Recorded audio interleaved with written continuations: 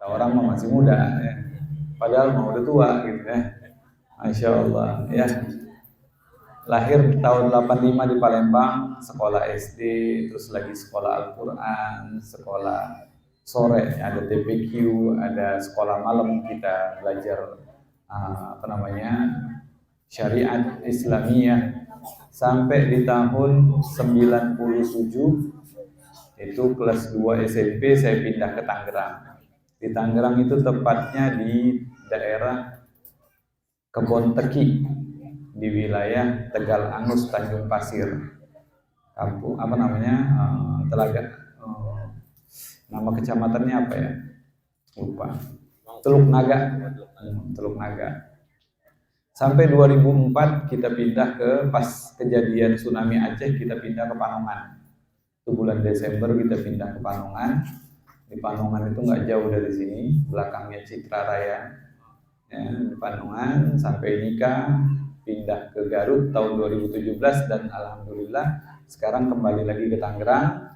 Baru kurang lebih 3 bulan di daerah Cikupa Asri. Jadi kalau misalkan datang ke sini ya nggak jauh-jauh banget. Kalau dulu tuh datang ke tempat Papih ini, masya Allah jauh banget. Perjalanan 7 jam ya, dari Garut ke Tangerang, dari Tangerang ke Solear, jauh banget kan gitu. Masya Allah. Belum lagi jalanannya sempit banget. Kalau ada jalan tikus, ini kayaknya jalan semut, bukan tikus lagi ya. Masya Allah, alhamdulillah. Ya datangnya saya ke sini karena permintaan daripada Papi. Ya, karena saya dekat sama beliau dan beliau nginfoinnya, masya Allah ada pengajian katanya keluarga, khusus keluarga. Maka dari itu sebelum kita tawasul, saya akan bercerita sedikit tentang bagaimana caranya kita agar senantiasa mendekatkan diri kepada Allah, setelah kepada Allah itu kepada manusia, terkhusus kepada keluarga kita sendiri, yaitu silaturrahim. Maka banyak orang yang sekarang ini salah mengartikan silaturrahim. Silaturrahim itu apa? Sila artinya ikatan, rahim artinya keluarga. Jadi silaturrahmi yang sesungguhnya adalah kepada keluarga, bukan kepada orang yang nggak kita kenal. Oh ini ada orang ngomong, Habib, saya ini punya pacar.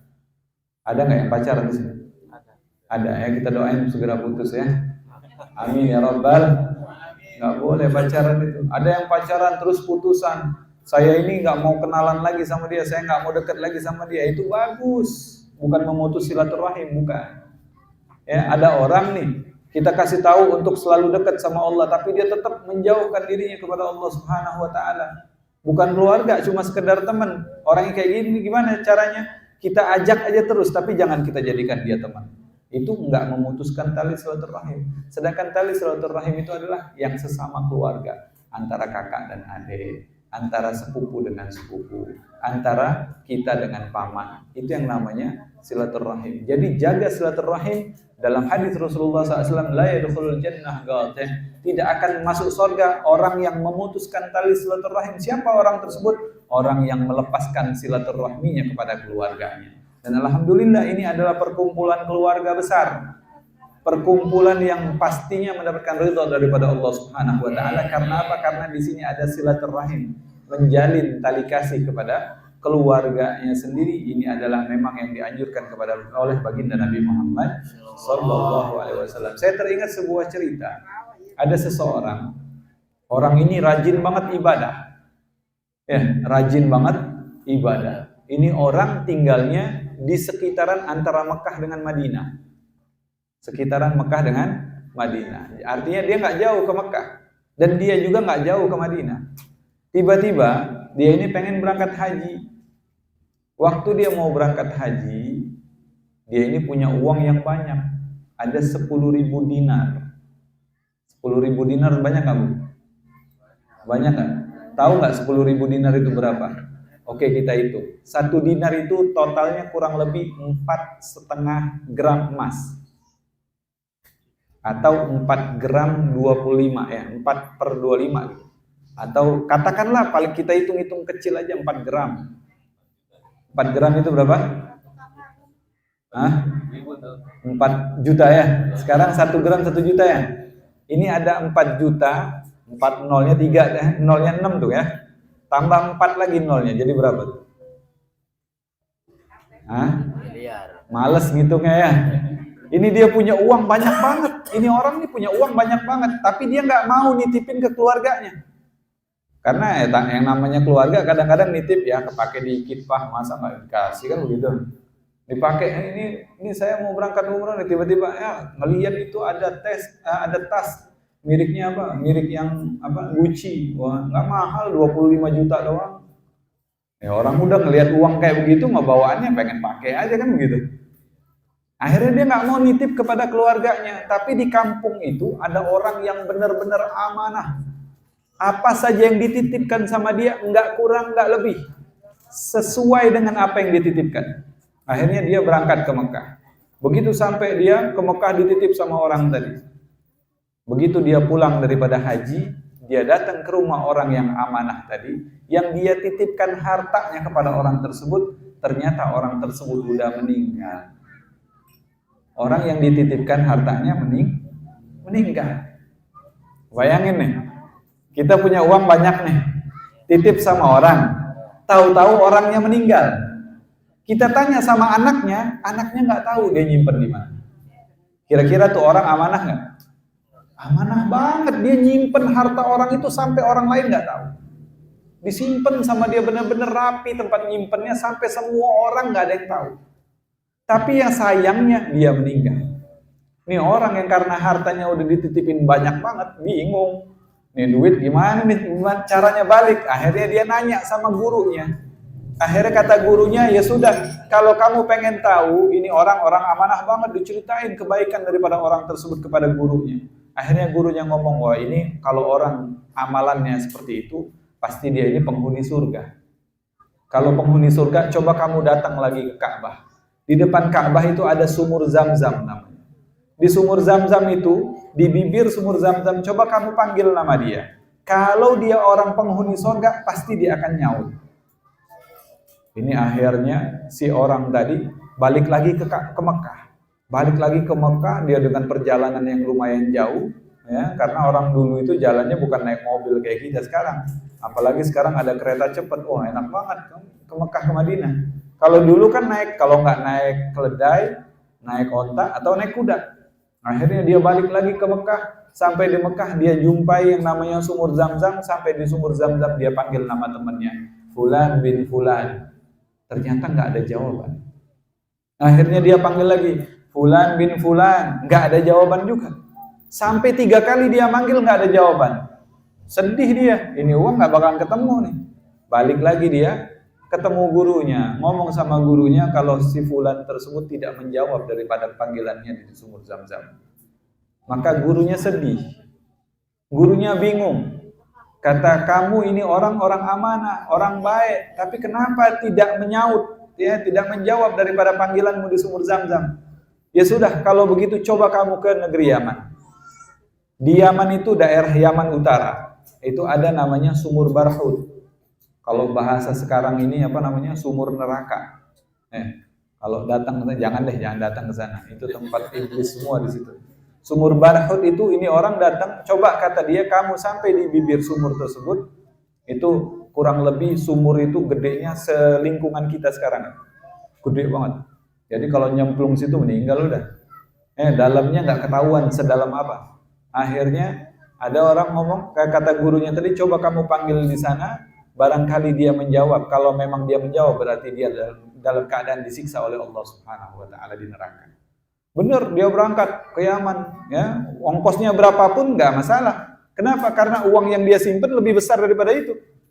Akhirnya dia berangkat ke Yaman, sampai di Yaman dia cari sumur Barhut dan dapatlah tempat sumur Barhut tersebut. Begitu dia manggil Fulan bin Fulan, langsung dijawab seketika.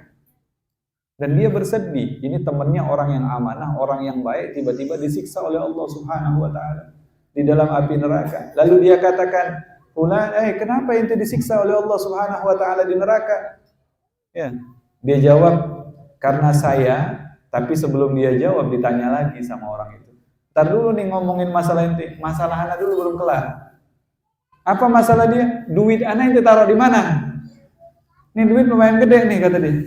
Ya, balikin dong, kasih tahu saya di mana tempat tersebut. Lalu dia bilang, kata dia, kamu nanti ketemui anak saya, namanya Fulan bin Fulan. Nanti setelah ketemu dengan anak saya, kamu tanya sama dia lemari ini dan bentuknya dijelasin secara rinci, dia simpen di mananya. Sehingga uang itu memang betul-betul disimpan sama dia tadi. Akhirnya ditanya, penasaran ini orang, kenapa kamu bisa disiksa oleh Allah Subhanahu wa taala di neraka? Maka dia jawab, saya ini disiksa sama Allah Subhanahu wa taala karena satu perkara. Saya punya adik, kata dia. Saya punya adik perempuan. Masyaallah. Saya punya adik perempuan dan perempuan tersebut berantem sama saya. Ketika saya berantem, saya nggak teguran sama dia. Dan dia dalam keadaan kesulitan, sedangkan saya orangnya biasa-biasa saja.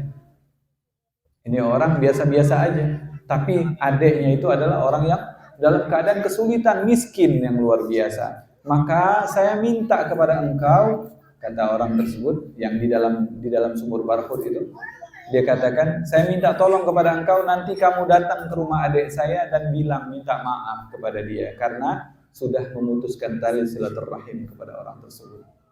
Akhirnya betul dia pulang, sampai di kampung dia cari anaknya tadi. Ketika ketemu dengan anaknya, dikasih tahu kalau bapaknya itu nyimpen uangnya di sini dan di sini dan di situ. Akhirnya dicari sama anaknya, betul uang itu nggak berkurang sedikit, masih tetap 10.000 dinar. Akhirnya dibalikin uang tersebut, dia langsung katakan kepada anaknya, apa yang terjadi dengan adiknya, kakakmu atau bibimu? Di mana dia tinggal? Aku ingin datang kepada orang tersebut. Akhirnya keponakannya tadi atau anak orang yang baik tadi memberitahukan tempat bibinya di mana. Akhirnya ketemu dengan bibinya dan dia meminta maaf atas orang yang amanah tersebut. Setelah dimaafkan, orang yang baik tadi yang punya uang tadi berjumpa di dalam mimpinya dan ternyata dia sudah diselamatkan oleh Allah Subhanahu wa taala daripada azab neraka. Maka yang paling bahaya adalah ketika kita berani memutuskan tali silaturahim. Pastinya ketika kita memutuskan tali silaturahim, di situ azab Allah pasti akan sampai kepada kita. Na'udzubillah tsumma na'udzubillah min dzalik. Maka dari itu perkumpulan yang seperti ini adalah perkumpulan yang baik, perkumpulan yang seperti ini yang menjaga ukhuwah daripada persaudaraan kita. Jangan sampai silaturahim yang seperti ini bisa membuat kita bubar karena khawatirnya terkadang masalah sepele, apalagi masalah dunia, masalah harta, itu bisa membuat kita hancur lebur gara-gara urusan dunia. Maka dari itu saya pesankan sekali lagi, jangan sampai ada hal-hal yang bisa membuat hancurnya ukhuwah kita, hancurnya persaudaraan kita, hancurnya silaturahim kita. Karena bahaya sekali itu, karena bisa menjadi kita ini termasuk orang-orang yang akan disiksa Allah Subhanahu wa taala. Na'udzubillah tsumma na'udzubillah min dzalik. Al-Fatihah. Bi sayyidina wa qudwatina al-faqil muqaddam. Al-Fatihah. Ila ruh sayyidina wa habibina wa syafi'ina Rasulullah Muhammad ibn Abdullah. Thumma ila arwahi abai wa ikhwani minal anbiya wal mursalin wa li kulli minhum wa sahabati ajma'in. Thumma ila sayyidatina Abi Bakr wa Umar wa Uthman wa Ali radhiyallahu anhum wa kafatil ansharatil mubasysyirin bil jannah. ثم إلى أرواح سيدة حبابة فاطمة الزهراء وسيدة حبابة